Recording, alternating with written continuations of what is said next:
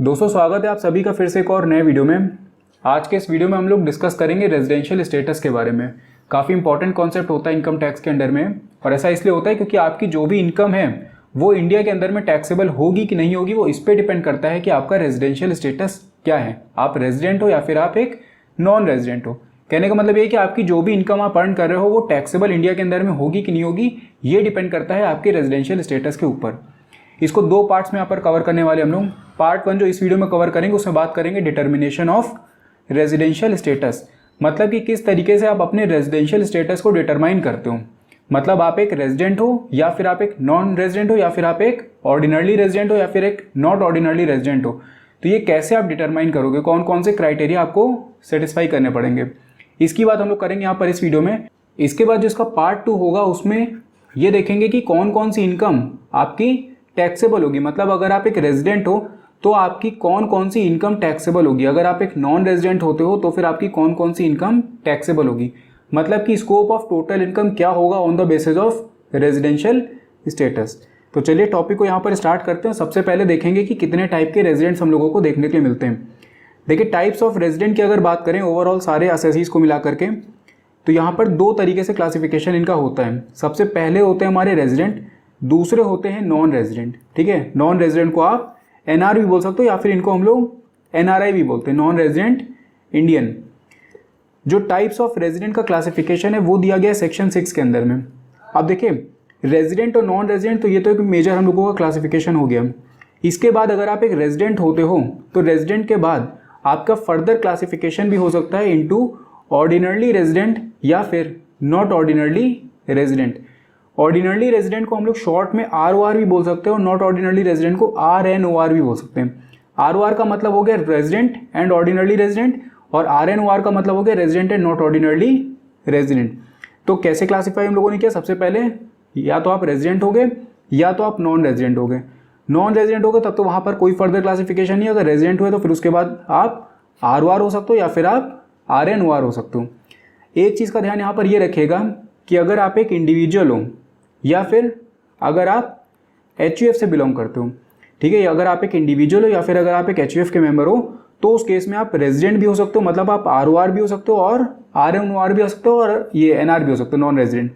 लेकिन अगर आपकी फर्म है, मान लीजिए अगर आपकी फर्म है या फिर अगर आप एक की कंपनी है या फिर आप एक एसोसिएशन ऑफ पर्सन का पार्ट हो या फिर बॉडी ऑफ इंडिविजुअल का पार्ट हो, तो उस केस में आप सिर्फ और सिर्फ क्या हो सकते हो, या तो रेजिडेंट या फिर नॉन रेजिडेंट। वहाँ पर ऑर्डिनरली या फिर नॉट ऑर्डिनरली वाला केस नहीं आता। तो यहाँ पर हम लोगों ने ये समझ लिया कि कितने टाइप्स के रेजिडेंशियल स्टेटस होते हैं। अब इसके बाद कुछ और इंपॉर्टेंट पॉइंट होते हैं, वो भी डिस्कस कर लेते हैं यहीं पे। सबसे पहले अगर आप पॉइंट देखेंगे तो बोला है residential status is determined for every year separately. हर एक प्रीवियस ईयर में आपका जो भी रेजिडेंशियल स्टेटस है वो यहाँ पर डिटरमाइन किया जाता है। ऐसा नहीं होता है कि आपका एक प्रीवियस ईयर में अगर आप रेजिडेंट हो गए तो आगे आने वाले 5 साल या 10 साल या 2 साल या 3 साल तक आप रेजिडेंट ही रहने वाले हो। हर साल हर प्रीवियस ईयर में आपका रेजिडेंशियल स्टेटस जो है वो डिटरमाइन किया जाएगा। उसके बाद सेकंड पॉइंट जो है वो बोल रहा है the residential status for income tax purpose has nothing to do with citizenship. आपकी सिटीजनशिप से कोई भी मतलब रेजिडेंशियल स्टेटस का नहीं होता है। मतलब अगर आप एक इंडियन भी हो, अगर आपके पास इंडिया की सिटीजनशिप भी है तो भी उसके बाद भी आप नॉन रेजिडेंट हो सकते हो। या फिर अगर आप मान लीजिए कि किसी और कंट्री के सिटीजन हो, मान लो आप अगर USA के सिटीजन हो, तो उस केस में भी आप रेजिडेंट हो सकते हो। ऐसा नहीं है कि आप वहाँ पर रेजिडेंट नहीं हो सकते। तो सिटीजनशिप से रेजिडेंशियल स्टेटस का कोई भी मतलब नहीं होता। अब इसके बाद एक एक करके सारे एसएससीज के केस में किस तरीके से रेजिडेंशियल स्टेटस को डिटरमाइन किया जाता है वो हम लोग देख लेते हैं। सबसे पहले बात करेंगे इंडिविजुअल की। इंडिविजुअल के केस में अगर एक इंडिविजुअल को रेजिडेंट अपने आप को कहलवाना है तो उसको बेसिक कंडीशन को सेटिस्फाई करना पड़ेगा। मतलब ये जो 2 बेसिक कंडीशंस दी गई हैं इनमें से कोई भी एक बेसिक कंडीशन अगर वो सेटिस्फाई कर देता है इंडिविजुअल, तो वो क्या कहलाएगा, तो वो कहलाएगा रेजिडेंट। अब यहाँ पर पहली बेसिक कंडीशन अगर आप देखो तो बोला he is in India for at least 182 days और मोर, मतलब 182 दिन 182 डेज या फिर उससे ज़्यादा अगर वो प्रीवियस ईयर में स्टे करता है।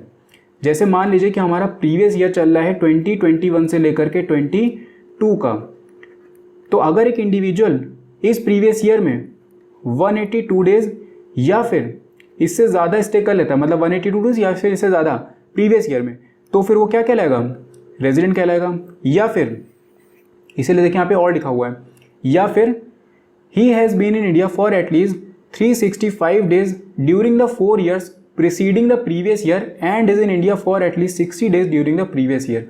तो जो प्रीवियस ईयर है, ये वाला जो प्रीवियस ईयर चला था 21 से 22 वाला, इसमें वो कितना दिन स्टे कर ले, इसमें वो मिनिमम अगर 60 days स्टे कर लेता है और इस प्रीवियस ईयर के पिछले 4 प्रीवियस ईयर, ठीक है, मतलब एक तो देखिए 21-22 हमारा प्रीवियस ईयर हो गया, करंट प्रीवियस ईयर, इसके पिछले 4 प्रीवियस ईयर की अगर बात करें तो एक तो हो जाएगा 20, 21, दूसरा हो जाएगा 19, 20, उसके बाद 18, 19 और 17, 18। ये 4 प्रीवियस ईयर जो हैं इन टोटल में मिला करके उसको कितने दिन रहना है, 365 डेज। मतलब इन 4 प्रीवियस ईयर में टोटल जो है, मतलब 365, देखिए हर एक साल में 365 डेज होंगे, या फिर अगर लीप ईयर है तो 366 डेज भी हो सकते हैं। तो टोटल हमको बोला गया 365 इसका, 365 इसका प्लस 365 इसका और इसका। तो ये 4 साल का मिला करके उसको टोटल जो स्टे करना है वो मिनिमम 365 डेज यहाँ पर होना चाहिए, और प्लस प्रीवियस ईयर में भी वो रहना चाहिए 60 डेज तक। तो यहाँ पर क्या हुआ, अगर एक इंडिविजुअल को अपने आप को रेजिडेंट कहलवाना है तो उसको या तो प्रीवियस ईयर में वो रुक जाता है 182 डेज या उससे ज़्यादा, या फिर अगर वो ये कंडीशन सेटिस्फाई नहीं करता है, वो दूसरी कंडीशन पे जाता है, तो दूसरी कंडीशन बोल रही है कि प्रीवियस ईयर में उसको एटलीस्ट 60 डेज स्टे करना है और उस प्रीवियस ईयर के पिछले 4 प्रीवियस ईयर में मिनिमम 365 डेज होने चाहिए। तो अगर वो ये 2 बेसिक कंडीशन में से कोई भी एक सेटिस्फाई कर देता है तो उस केस में वो क्या हो जाएगा, रेजिडेंट हो जाएगा। लेकिन अभी ध्यान रखिएगा कि रेजिडेंट का क्लासिफिकेशन मैंने आपको बताया था कि इंडिविजुअल के केस में ROR भी होता है, यानी कि रेजिडेंट एंड ऑर्डिनरली रेजिडेंट, और RNOR भी होता है। तो इसका क्लासिफिकेशन अभी हम लोग आगे देखेंगे। कुछ एडिशनल कंडीशन होती है, उसको सेटिस्फाई करने के बाद फिर वो ROR या फिर RNOR होगा वहाँ पे। इसके बाद अगर बात करें नॉन रेजिडेंट की, मैंने आपको बताया था कि रेजिडेंट होता है या फिर नॉन रेजिडेंट होता है। तो रेजिडेंट के लिए उसको इन दोनों में से A और B में से कोई एक कंडीशन को सेटिस्फाई करना पड़ेगा। अगर वो इन दोनों ही कंडीशन को सेटिस्फाई नहीं करता है तो उस केस में वो क्या हो जाएगा, नॉन रेजिडेंट हो जाएगा, यानी कि NRI। ठीक है, 2 बेसिक कंडीशन ही, अगर दोनों में से कोई भी एक सेटिस्फाई कर दी रेजिडेंट, अगर दोनों ही सेटिस्फाई नहीं करी, ठीक है, यहाँ पे देखिए क्या लिखा है, satisfy none of the basic condition. तो कोई भी बेसिक कंडीशन अगर वो सेटिस्फाई नहीं कर रहा है तो उस केस में वो नॉन रेजिडेंट हो जाएगा। इसके बाद देखिए यहाँ पर एक एक्सेप्शन दी गई है, exception to 60 days basic condition या फिर condition B is not applicable for. इसका एक्सेप्शन का मतलब ये है कि जो सेकंड बेसिक कंडीशन हम लोगों ने देखी थी, ये 365 डेज एंड 60 डेज वाली, ये वाली जो कंडीशन है ये कुछ ऐसे केसेस है जहां पर एप्लीकेबल नहीं होगी। एप्लीकेबल ना होने का मतलब है कि उस केस में सिर्फ और सिर्फ ये वाली कंडीशन ही एप्लीकेबल होगी, मतलब 182 डेज वाली। मतलब प्रीवियस ईयर में जो केसेस की बात हम लोग करेंगे, इन केसेस में उसको इंडिविजुअल को 182 डेज या उससे ज़्यादा रहना पड़ेगा प्रीवियस ईयर में, तभी वो रेजिडेंट होगा। अगर वो उसके लिए मतलब दूसरी जो बेसिक कंडीशन थी ये बी वाली, वो एप्लीकेबल नहीं होगी। तो यहाँ पर क्या बोले, exception to 60 days basic condition या फिर condition B is not applicable for. 2 cases इसमें। पहला केस देखिए क्या बोला है, Indian citizen who leaves India in any previous year for the purpose of employment और as a member of the crew of Indian ship. तो या तो अगर कोई इंडियन सिटीजन जो था जिसके पास इंडियन सिटीजनशिप थी, इंडियन सिटीजन का मतलब है कि जिसके पास इंडिया की सिटीजनशिप है, वो किसी भी प्रीवियस ईयर में इंडिया को छोड़ता है और उसके छोड़ने का जो पर्पस है वो एम्प्लॉयमेंट है। अब एम्प्लॉयमेंट का मतलब सेल्फ एम्प्लॉयमेंट भी हो सकता है, बिजनेस या प्रोफेशन भी हो सकता है, उससे कोई मतलब नहीं। या फिर वो as a member of crew member of Indian ship अगर वो छोड़ता है इंडिया को। तो ये 2 केसेस हो गए, ठीक है। इसके बाद सेकंड अगर केस की बात करें तो यहाँ पर बोले इंडियन सिटीजन और a foreign national of Indian origin. अभी इंडियन ओरिजिन क्या होता है अभी आगे इसको डिस्कस कर लेंगे। इंडियन सिटीजन हो या फिर अगर वो एक फॉरेन नेशनल होता है जो कि इंडियन ओरिजिन का हो, who is living outside India, India से बाहर वो किसी और कंट्री में स्टे कर रहा हो, and comes to India on a visit to India in the previous year. मतलब जो हमारा प्रीवियस ईयर चल रहा था 21 से 22 वाला, उसमें जो इंडियन ओरिजिन वाला वो फॉरेन नेशनल है, वो यहाँ पर विजिट करता है। अब उसके विजिट का जो रीज़न है वो कोई भी हो सकता है, मान लीजिए कि एम्प्लॉयमेंट हो या फिर वो घूमने फिरने के पर्पज से है, उसको कोई मतलब नहीं, वो विजिट करे इंडिया में, बस ये हमारे लिए इंपॉर्टेंट है। तो इन 2 केसेस में क्या होगा कि इन 2 केसेस में उसको सेटिस्फाई करनी पड़ेगी ये वाली कंडीशन, मतलब उसको स्टे करना पड़ेगा प्रीवियस ईयर में 182 डेज या फिर उससे ज़्यादा, अगर उसको रेजिडेंट बनना है तो। अगर वो 182 डेज से कम रहता है तो उस केस में फिर वो नॉन रेजिडेंट हमारे लिए हो जाएगा। यहाँ पर सेकंड वाली कंडीशन उसके लिए एप्लीकेबल नहीं होगी, ठीक है। मतलब अगर वो प्रीवियस ईयर में 60 डेज स्टे करता है या फिर अगर वो 4 साल में, मतलब ये प्रीवियस ईयर में 60 days and 365 days in the last preceding 4 years, तो ये वाली कंडीशन उसके लिए एप्लीकेबल नहीं होगी। लेकिन ये जो फॉरेन नेशनल वाली कंडीशन थी, इसमें एक और एक्सेप्शन यहाँ पर दी गई है। देखिए ये वाली क्या है, यहाँ पर बोल रहे हैं however if the total income of such person का मतलब ये वाला, ठीक है, इंडियन सिटीजन और a foreign national of Indian origin, इसकी बात की जा रही है। However if the total income of such person other than from the foreign sources, other than from the foreign sources का मतलब है कि जो भी उसकी टोटल इनकम है, total income from Indian sources, जो भी उसकी इंडियन सोर्सेज है या फिर इंडियन इनकम है, ठीक है, exceeds rupees 15 lakh during the previous year, he will be resident in India if he has been in India for at least 365 days during the 4 years preceding the previous year and is in India for at least 122 days during the previous year। अब देखिए यहाँ पर क्या चीज़ है, पहले हम लोगों ने देखा कि अगर एक इंसान को रेजिडेंट होना है, एक इंडिविजुअल को रेजिडेंट होना है, तो उसको 2 बेसिक कंडीशन में से किसी एक को सेटिस्फाई करना पड़ेगा।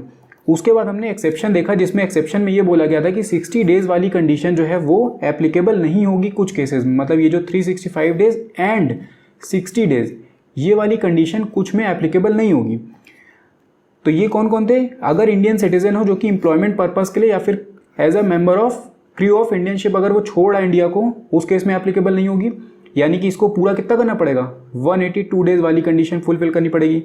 उसके बाद सेकंड केस में बोला इन्होंने कि या फिर वो अगर इंडियन सिटीजन होता है या फिर फॉरेन नेशनल होता है इंडियन ओरिजिन का, तो फिर अगर वो मान लीजिए बाहर रह रहा है और बाहर रह करके वो प्रीवियस ईयर में इंडिया में एंटर करता है किसी भी पर्पस के लिए, तो उसको भी कितने दिन स्टे करना पड़ेगा, 182 डेज। उसके लिए 60 डेज वाली कंडीशन नहीं है।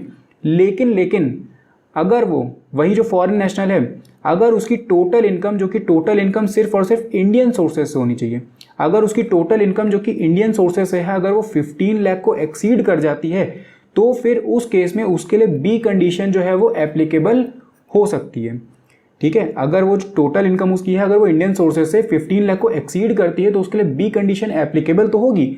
लेकिन यहाँ पर उसको क्या करना पड़ेगा, उसको 365 डेज और प्लस 365 डेज इन 4 ईयर्स, ठीक है, 4 ईयर्स प्रीसीडिंग प्रीवियस ईयर, जो हमारा रेलेवेंट प्रीवियस ईयर था उसके पिछले 4 साल में 365 डेज और प्लस 120 डेज।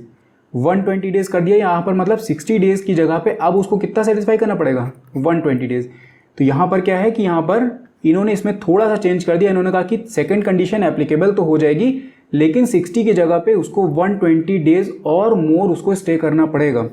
अब 122 डेज और 182 डेज से लेस हो गए, ठीक है, more than 182 days and less than 182 days, क्योंकि अगर 182 डेज यहाँ पर हो जाएगा तो फिर वो दूसरी कैटेगरी में यहाँ पर आ जाएगा, इस वाली कैटेगरी में। तो ये हो गई बात यहाँ पर।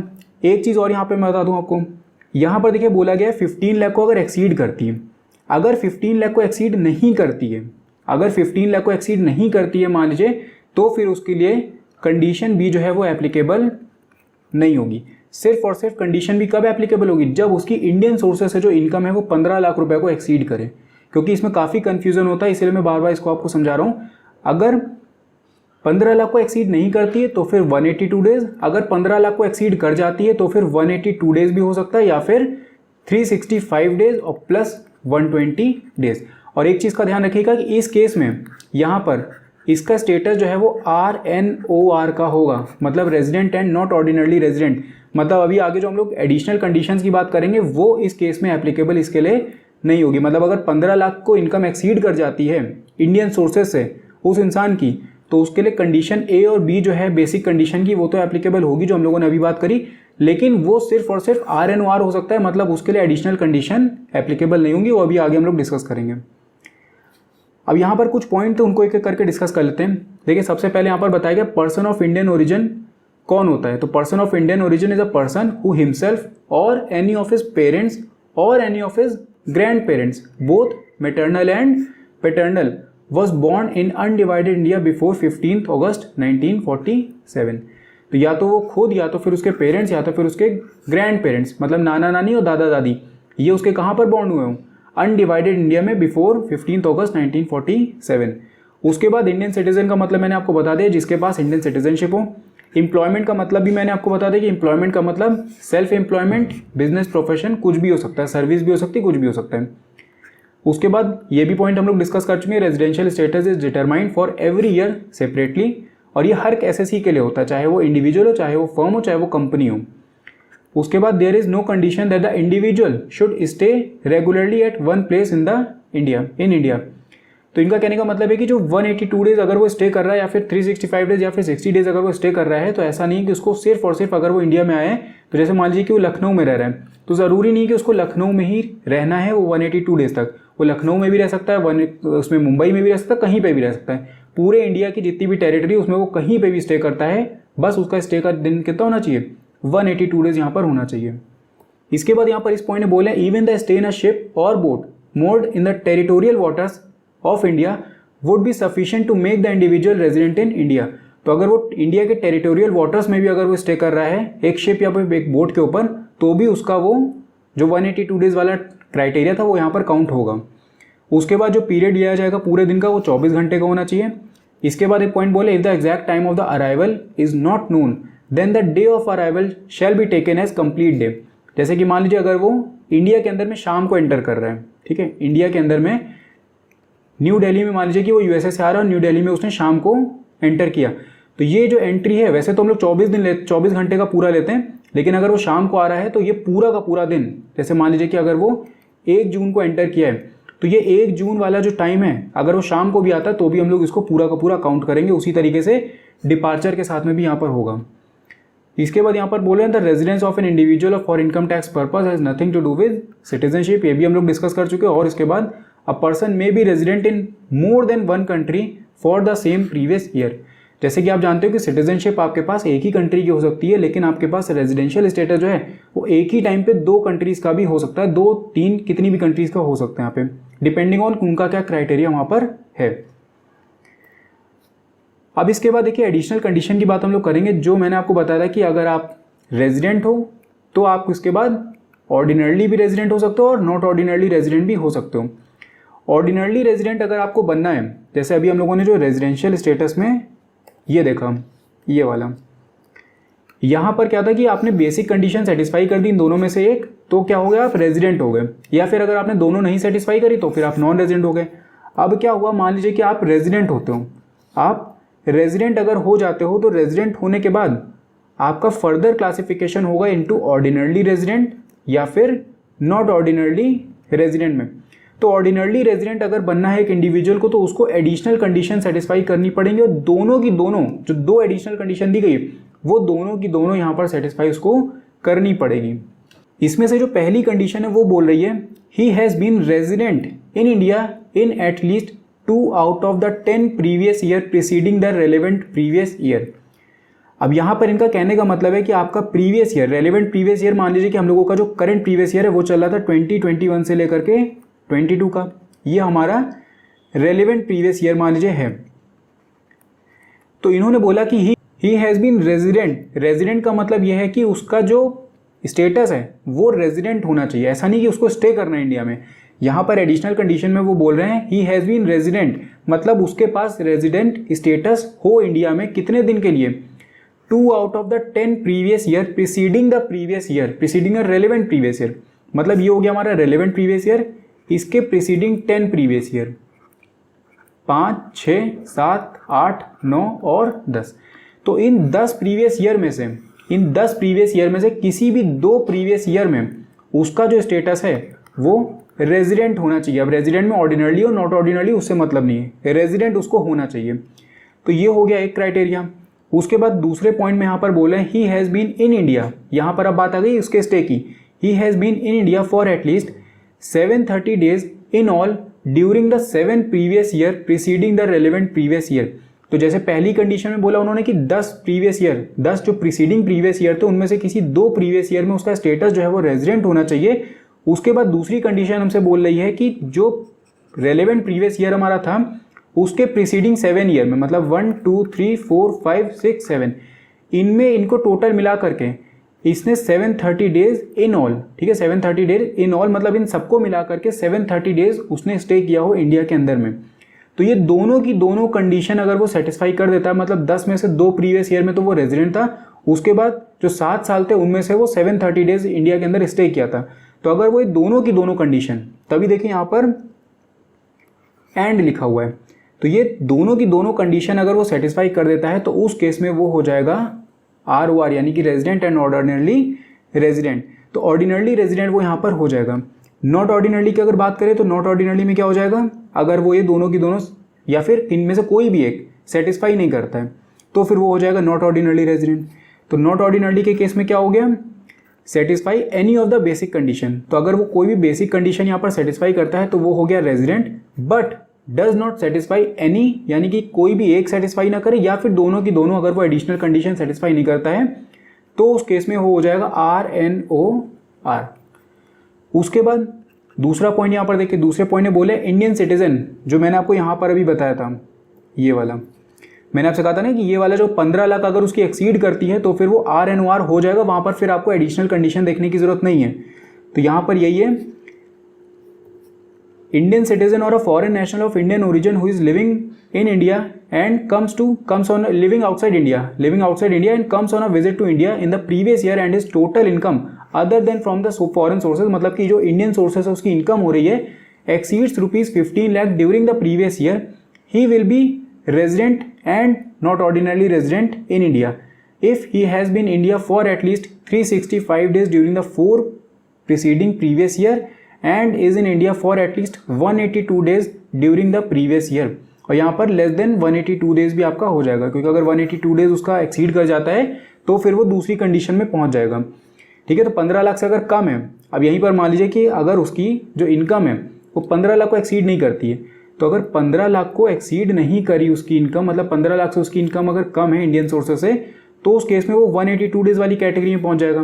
तो 182 डेज कैटेगरी वाला जो है वो ROR के लिए भी क्वालिफाई कर सकता है, लेकिन अगर 15 लाख को एक्सीड कर जाती है तो फिर वो RNOR ही होगा, तब फिर वो एडिशनल कंडीशन उसके लिए मायने नहीं रखती। इसके बाद यहाँ पर नेक्स्ट पॉइंट बोल रहे हैं an Indian citizen who is deemed to be resident in India under section 6 subsection 1A। तो जो डीम्ड रेजिडेंशियल स्टेटस जिसके पास है वो भी यहाँ पर परमानेंटली RNOR ही होगा। ठीक है, तो आप ये समझ गए कि एडिशनल कंडीशन जो थी, दोनों एडिशनल कंडीशन सेटिस्फाई करने पे उसको मिलेगा ROR का स्टेटस। अगर वो इनमें से कोई एक या फिर दोनों की दोनों सेटिस्फाई नहीं करता है तो फिर वो हो जाएगा RNOR, या फिर अगर वो एक फॉरेन नेशनल है, उसकी इंडियन सोर्सेज जो इनकम है वो 15 लाख रुपए को एक्सीड कर जाती है तो फिर तब क्या हो जाएगा, वो RNOR हो जाएगा। या फिर अगर वो एक डीम्ड रेजिडेंशियल स्टेटस उसने ऑब्टेन करके रखा हुआ है under section 6 sub section 1A, तो उस केस में भी वो क्या हो जाएगा, RNOR हो जाएगा। अब देखिए डीम्ड रेजिडेंट क्या होता है। अब देखिए जो डीम्ड रेजिडेंट की बात की जा रही है वो डीम्ड रेजिडेंट क्या होता है, तो इसके बारे में बताया गया अंडर सेक्शन 6 सबसेक्शन 1A।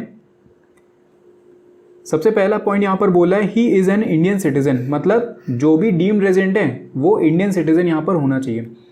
उसके बाद सेकंड पॉइंट बोला है income from the Indian sources, मतलब other than from the foreign sources exceeds ₹15 lakh during the previous year. तीसरा पॉइंट बोला है not liable to pay tax anywhere else, मतलब ना इंडिया को छोड़ के कहीं भी और किसी और कंट्री में वो लायबल नहीं है टैक्स पे करने के लिए। और not falling in section 6 subsection 1, मतलब वही जो बेसिक कंडीशन वाली कैटेगरी थी उसमें फॉल नहीं कर रहा है। तो अगर डीम्ड रेजिडेंशियल स्टेटस चाहिए तो उस केस में सबसे पहले तो उसको इंडियन सिटीजन होना है, उसके बाद उसकी जो इंडियन सोर्सेस इनकम है प्रीवियस ईयर में वो एक्सीड करनी चाहिए 15 लाख रुपए, कहीं और इंडिया को छोड़ के कहीं भी और किसी और कंट्री में वो लायबल नहीं होना चाहिए टैक्स पे करने के लिए, और वो फॉल नहीं करना चाहिए किसमें, सेक्शन 6 सबसेक्शन 1 में। तो उस केस में वो हो जाएगा डीम्ड रेजिडेंट। तो यहाँ पर हम लोगों ने इंडिविजुअल का डिस्कस कर लिया। अब इसके बाद बात करते हैं HUF, फर्म और एसोसिएशन ऑफ पर्सन की। अब देखिए रेजिडेंट अगर एक HUF को होना या फिर फर्म या फिर एसोसिएशन ऑफ पर्सन को अगर रेजिडेंशियल स्टेटस में रेजिडेंट कहलवाना अपने आप को, तो उनको क्या करना है, उनका जो कंट्रोल एंड मैनेजमेंट है वो सिचुएट होना चाहिए इंडिया के अंदर में, या तो पूरी तरीके से या तो पार्शियली। ठीक है, यहाँ पर ये बोले if the control and management of its affairs is situated wholly और partially in India during the relevant previous year. Relevant previous year का मतलब है कि जिस प्रीवियस ईयर के लिए उनका जो स्टेटस है वो डिटरमाइन किया जा रहा है, उस प्रीवियस ईयर में उनका जो कंट्रोल एंड मैनेजमेंट है। कंट्रोल एंड मैनेजमेंट का मतलब होता है जहाँ पर की पर्सनल्स बैठते हैं, जहाँ पर सारे डिसीजन वहाँ पे लिए जाते हैं। ठीक है, तो ये हो गया कंट्रोल एंड मैनेजमेंट उनका जो है वो कहाँ सिचुएट होना चाहिए, या तो पूरी तरीके से पूरा का पूरा या तो इंडिया में सिचुएट हो, या फिर इंडिया के अंदर में कुछ पार्ट भी अगर सिचुएटेड है रेलेवेंट प्रीवियस ईयर में तो भी वो रेजिडेंट हो जाएंगे। नॉन रेजिडेंट की अगर बात करें तो नॉन रेजिडेंट बड़ा सिंपल है। If the control and management of its affairs is situated Holi outside India, मतलब पूरा का पूरा इंडिया के बाहर है during the relevant previous year, तो उस केस में वो नॉन रेजिडेंट हो जाएंगे। अब इसके बाद देखिए एक और चीज़ आती है, यहाँ पर हम लोगों ने बात करी है HUF की, फर्म की और एसोसिएशन ऑफ पर्सन की। अभी स्टार्टिंग में मैंने आपको बताया था कि अगर आप इंडिविजुअल या फिर अगर आप एक HUF के मेंबर हो तो उस केस में आप रेजिडेंट हो सकते हो या फिर नॉन रेजिडेंट भी हो सकते हो, और अगर आप एक रेजिडेंट हो तो रेजिडेंट के साथ में आप ROR भी हो सकते हो और RNOR भी हो सकते हो। तो ये मैंने आपको स्टार्टिंग बताया था। बाकी फर्म और एसोसिएशन ऑफ पर्सन, कंपनी, इन सब के केस में ये वाली बात नहीं आती है। तो यहाँ पर HUF की बात अभी बाकी है। तो देखें, तो फर्म और एसोसिएशन ऑफ पर्सन को तो आप भूल जाइए, फर्म और एसोसिएशन ऑफ पर्सन जो है वो सिर्फ या तो रेजिडेंट होंगे या फिर नॉन रेजिडेंट होंगे। लेकिन इसके बाद अगर हम बात करें HUF की, तो जो HUF है, HUF के केस में वो ऑर्डिनरली रेजिडेंट भी हो सकता है। ठीक है, अगर एक ऑर्डिनरली रेजिडेंशियल स्टेटस चाहिए HUF को तो उस केस में क्या है, इफ़ कर्ता satisfy both the additional condition, जो अभी एडिशनल कंडीशन हम लोगों ने देखी थी 2 आउट ऑफ 10 प्रीवियस ईयर वाली या फिर 730 डेज इन ऑल वाली। तो अगर एक कर्ता जो है, ठीक है, जो भी कर्ता है उस HUF का, अगर वो ये जो दो एडिशनल कंडीशन है, इन दोनों को अगर वो सेटिस्फाई कर देता है तो उस केस में जो HUF है वो यहाँ पर कहलाएगा ROR, resident and ordinarily resident. मान लीजिए कि इनमें से कोई एक या फिर ये दोनों की दोनों अगर वो कर्ता सेटिस्फाई नहीं करता है तो उस केस में जो HUF है वो बन जाएगा RNOR। ठीक है, तो आप ये समझ गए कि कर्ता अगर है तो उसको एडिशनल कंडीशन यहाँ पर सेटिस्फाई करनी पड़ेगी। बाकी फर्म और एसोसिएशन ऑफ पर्सन में कोई भी दिक्कत नहीं है, उसमें सिर्फ रेजिडेंट या फिर नॉन रेजिडेंट होगा। इसके बाद बात करें अगर कंपनी की, तो कंपनी के केस में रेजिडेंट एक कंपनी तब होती है अगर वो एक इंडियन कंपनी हो या फिर अगर उसका प्लेस ऑफ इफेक्टिव मैनेजमेंट जो है वो इंडिया के अंदर में सिचुएटेड हो, तो उस केस में जो कंपनी है वो यहाँ पर रेजिडेंट कहलाएगी। अब देखिए, प्लेस ऑफ इफेक्टिव मैनेजमेंट का मतलब ये है कि जहाँ पर सारे डिसीजन लिए जाते हैं, जहाँ पर मेन जो भी हेड है उसका वो यहाँ पर बैठता हो। जैसे कि मान लीजिए कि अगर कोई एक बड़ी कंपनी है, कोई भी कंपनी, मान लीजिए कंपनी XYZ है, ठीक है, इसकी कई ब्रांचेज हैं, इंडिया में है, उसके बाद फिर USA में है, उसके बाद दुबई में है, कई जगह पे। तो इसके जो की पर्सनल है जहाँ पर मेन इसका हेड बैठते हैं, जैसे CEO हो गए, ठीक है, MD हो गए, CMD हो गए, तो ये सब जो है वो इसके अगर इंडिया में है, बैठते हैं यहाँ पर, यहीं से सारे डिसीजन लिए जाते हैं, तो उस केस में हम लोग कहेंगे प्लेस ऑफ इफेक्टिव मैनेजमेंट जो है वो इंडिया के अंदर में सिचुएटेड है उसका। या फिर अगर वो एक इंडियन कंपनी, तो इंडियन कंपनी के केस में तो प्लेस ऑफ इफेक्टिव मैनेजमेंट की कोई बात ही नहीं आएगी, उस केस में वो रेजिडेंट ही होगी। तो इन दोनों में से कोई भी एक कंडीशन अगर सेटिस्फाई हो जाती है, ठीक है, इन दोनों में से कोई भी एक कंडीशन, इसीलिए देखिए यहाँ पे और लिखा हुआ है, तो कोई भी एक कंडीशन अगर सेटिस्फाई हो जाती है तो कंपनी रेजिडेंट हो जाएगी। अगर दोनों की दोनों सेटिस्फाई नहीं होती, मतलब वो एक इंडियन कंपनी भी नहीं है या फिर उसका जो प्लेस ऑफ इफेक्टिव मैनेजमेंट है वो भी इंडिया के अंदर में सिचुएटेड नहीं है, तो उस केस में वो नॉन रेजिडेंट हो जाएगी। अब यहाँ पर वही चीज़ है, यहाँ पर ROR और RNOR वाली बात नहीं आएगी, ठीक है, क्योंकि यहाँ पर सिर्फ रेजिडेंट और नॉन रेजिडेंट हो सकती है कंपनी। तो ये जो रेजिडेंशियल स्टेटस का डिटर्मिनेशन था वो हम लोगों ने देख लिया कि कौन कौन से क्राइटेरिया को पूरा करके आप रेजिडेंट हो सकते हो या फिर आप नॉन रेजिडेंट हो सकते हो।